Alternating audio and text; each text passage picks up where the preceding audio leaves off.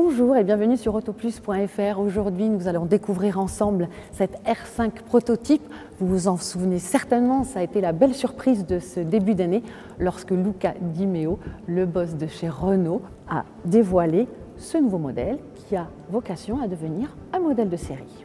Alors il ne s'agit pour le moment que d'un concept car, mais ça nous donne quand même les grandes lignes de ce futur modèle, puisque d'après ce qu'on nous dit, visiblement, la livrée définitive est proche de ce modèle à 90-95%, donc on a déjà une bonne idée de ce que sera cette future R5.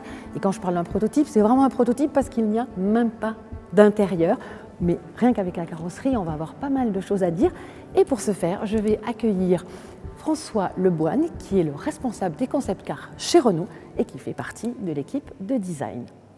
Alors, le projet R5 prototype est né d'une réflexion globale sur la marque Renault et sur notre avenir.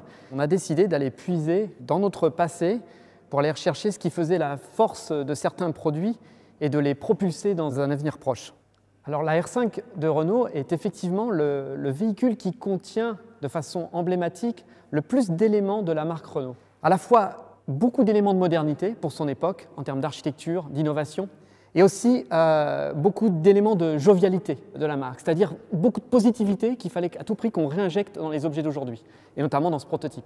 Donc très rapidement, je vais vous expliquer comment on a essayé de réinjecter comme un cocktail un petit peu de puissance positive que contenait la R5, notamment le faciès, le fameux faciès à la Renault, souriant, malicieux, qu'on retrouve bien dans les phares qui, à eux seuls, contiennent le sourire qu'avait la R5 avec ce regard malicieux, ouvert, légèrement pincé des phares.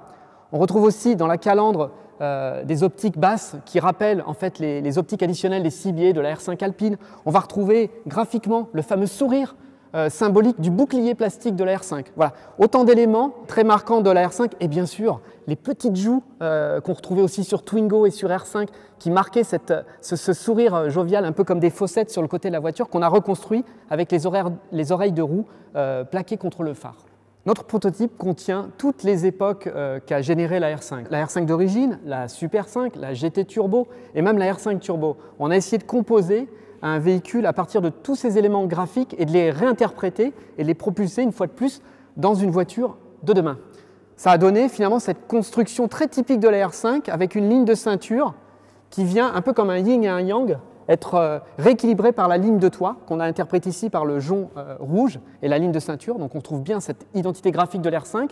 Et ensuite, les arches de roue très typées de la R5 carré coin rond et de la Super 5 GT Turbo. On les a réinterprétées sur les épaules de la voiture et redessinées autour des arches de roue pour devenir des vraies épaules, des éléments de construction sportifs d'aujourd'hui.